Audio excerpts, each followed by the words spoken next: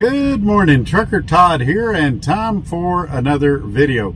All right, folks, my last video I released about some things that I felt were negative happened at RE Garrison starting in 2026. One of them, the big one, was no notice at all about them taking away our 2 free truck payments a year. I mentioned how they haven't completely took the food away at the terminals, but how it's a very limited supply and it goes quickly because of office staff and mechanics raiding it. And I also forgot to mention one. They used to have a restaurant there a couple of miles from the terminal that they encouraged us to eat at when we were in town. It was free of charge. You could go in there and get you a nice hot meal, was what they said. And during orientation, utilized it a few times. They took that away as well. Now, I want to answer some questions before we jump into this video too far, but let's get the housekeeping out of the way. You guys give this video a thumbs up. Share it on your social media platforms, especially if you've got somebody interested in RE Garrison. And make sure you subscribe so that you receive notifications when future videos come out. So it's like, share, and subscribe. Okay, got them all covered. Here's the music, and then we're going to jump right in. Here we go. And this is why I do this, why I'm out here, why I keep that hammer down. Flying by these road signs, with home on my mind, with these wheels turning round. For my family and for my kids, for this life I wanna live.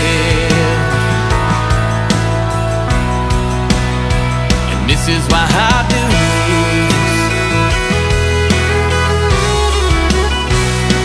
this. Righty, we're back. So let me address something that always comes up in the comments, and it comes up from most of the time people that don't know what they're talking about or that have no experience whatsoever. Todd, was any of this in your contract? Well, no. Perks are not typically in the contract. They've given me probably 5 or 6 gift cards since I started here too. Should I have refused those because they weren't in the contract? No. Companies often provide perks, benefits, incentives, generally to motivate, to inspire, to get additional performance out of drivers. For example, a lot of companies at Christmas time will pay you to run through the Christmas holiday because so many people take time off. That's not in your contract either. It's just, you know, a gentleman's agreement. So no, it's not in the contract, and most of you guys should know that, but what you're trying to do is make me look incompetent by saying stupid stuff like that. So now that we got that out of the way, let's go to happier topics. I'm going to start with a message from one of the nicest people in the company that I've dealt with. She's professional. She does a great job. I'm not going to use any names in this video, but she sent out this fleet message after my video come out. I gave her a heads up that I was going to drop my video, and she told me she was going to put this message out, so I kind of knew it was coming. And let me read it to you. It says, fleet message, just a little idea of what's going on in the trucking market for 2026. I just want everyone to know that 2026 may finally bring some stability and new opportunities for us here at Garrison. Several challenging years defined by a soft freight demand and too many trucks on the road. The transportation industry is beginning to find its footing again, and the shift, while it might be gradual, is happening. It gives me a greater sense of optimism heading into 2026 than we did at the start of 2025. If you guys have any questions, let me know. As you know, thank you. Let me read that again. As you all know, thank you for all you do. Yeah, like I said, I'm not going to beat this comment up too bad because I really like and respect this person. But let me just say that that kind of doesn't make sense to me. if you anticipate things are getting better, why would you need to take benefits away from drivers? Now, you might privately in meetings say, hey, if things don't get better, we may have to take some of this stuff away. But right now, market analysts and stuff are telling us things are going to get better. Let's leave them in place for now. You could even put out a message and say, hey, tough market. If things don't get better by, say, May or June, we may have to remove the 2 free truck payments. You could do that. That would make sense. But to hit us on January 7th and say effective today doesn't seem right or fair or nothing else. And so while I respect her optimism and things like that, I just think this whole thing could have been handled a lot better. And I realize she didn't do it. And I realize she's just towing the company line. But that's kind of my thoughts on that message. As I said, I like and respect this person, so I'm not going to go after her. All right, let's move on to the next one.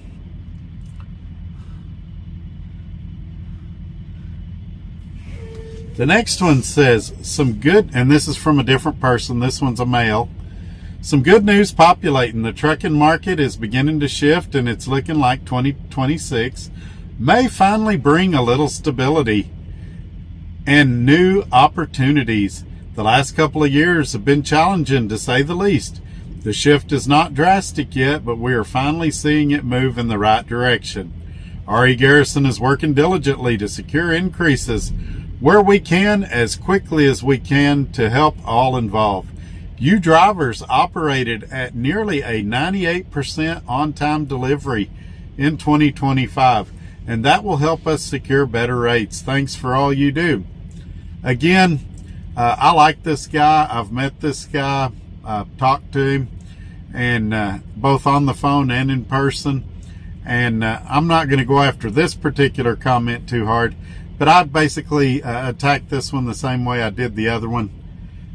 If we feel like things are getting better, we just bought a 16-acre terminal facility in Tulsa, which I was kind of impressed with. I may do a video about it soon. If we feel like things are getting better, if we're buying, upgrading terminals, things like that, why do we feel like we need to take benefits away from the driver? It's just a question. And there may be a simple, logical answer for it, but I don't know what it is. All right, now here's the one that I'm probably going to go after a little harder. This was a driver manager that sent it out to his drivers, and it's not my driver manager. It got forwarded to me, and I wanted to share this one with you. This one seems like almost a direct response to my email I did the other day.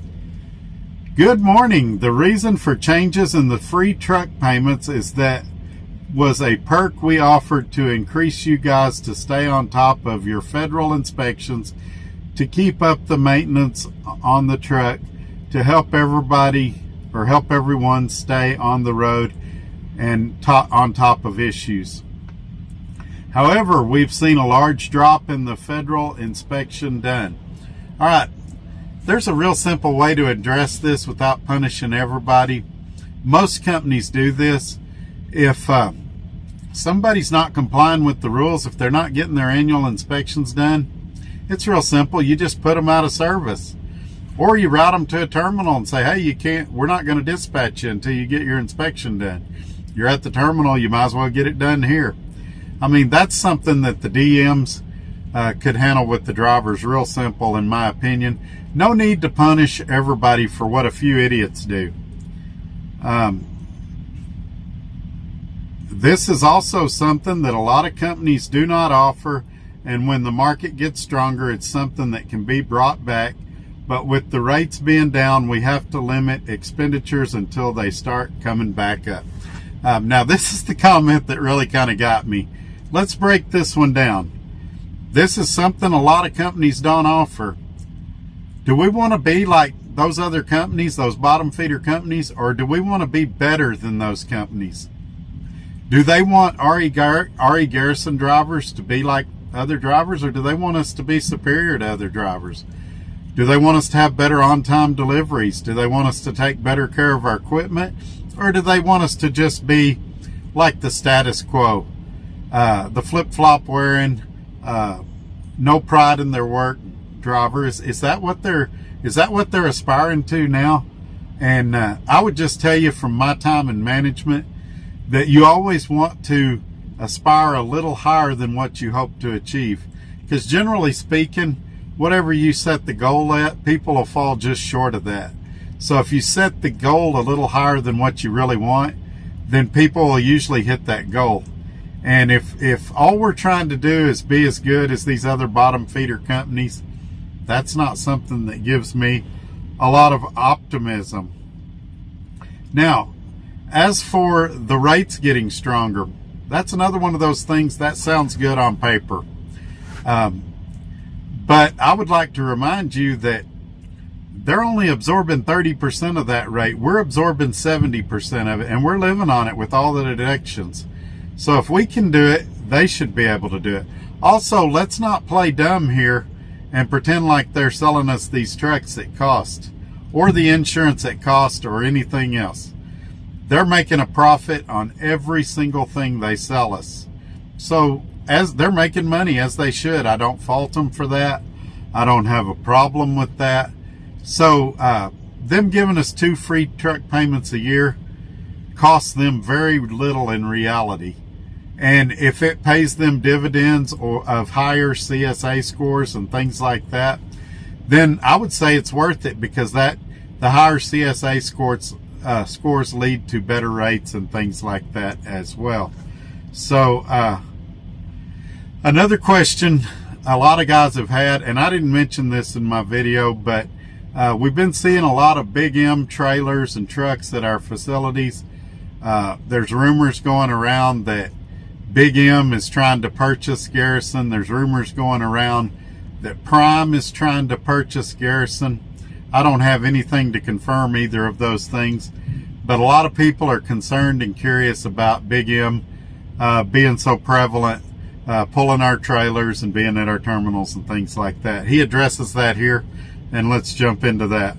When it comes to the Big M transport trucks, Garrison made the decision to bring some of their teams over to help with the team freight.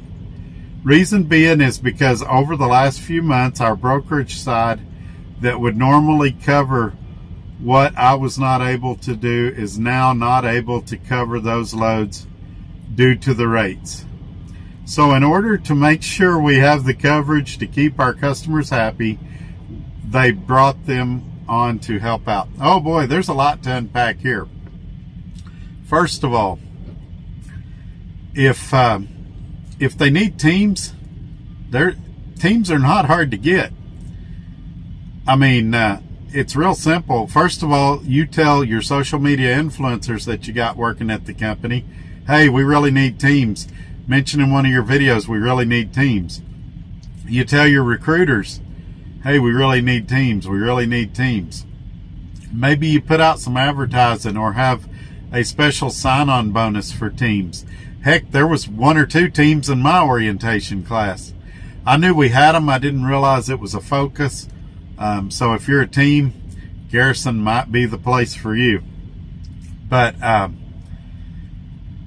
don't know that we had to bring in outside carriers to cover team freight. But listen to the reasoning behind this. You're going to love this. It's because they're not able to cover these loads due to the rates.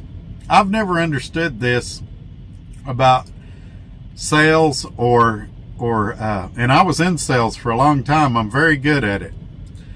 I've never understood this about sales though. If the rate's so low you can't afford to pull the freight, why did you take the load to begin with? If other people want to lose money, let them lose money. I mean, if you don't have a team division because you can't make it profitable, then don't have a team division. But rates are not going to get better if you're going to farm it out to another company that's willing to haul for those dirt cheap rates. And by the way, you know, the old saying, you get what you pay for, it's definitely true here. How do they get those cheaper rates? Well, they get it by underpaying their drivers and cutting corners on maintenance. And I'm not talking about Big M specifically. I'm generally speaking on spot market things and stuff like that. It's the reason these foreign drivers can come in here and screw up the trucking industry as bad as they can. They can work for a lot less than we can. A lot of them live in the truck. They don't have houses. They don't have cars. Most of them don't have families here. Their families are back in their country of origin, and they're sending the money back there where the dollar is much stronger than it is here. So they're living on the road, $250, $300 a week, and they're sending the other $400 or $500 a week they're making home to their families in whatever their origin country is. I mean, I'm just going to go ahead and say it. Garrison's not going to like this, but if you're booking freight this cheap to where you can't haul it at a profit, then you're part of the problem, and you need to adjust your rates. And I'll just leave it there. They can take that how they want to take it. Oops. All right, so that's my thoughts on all of this.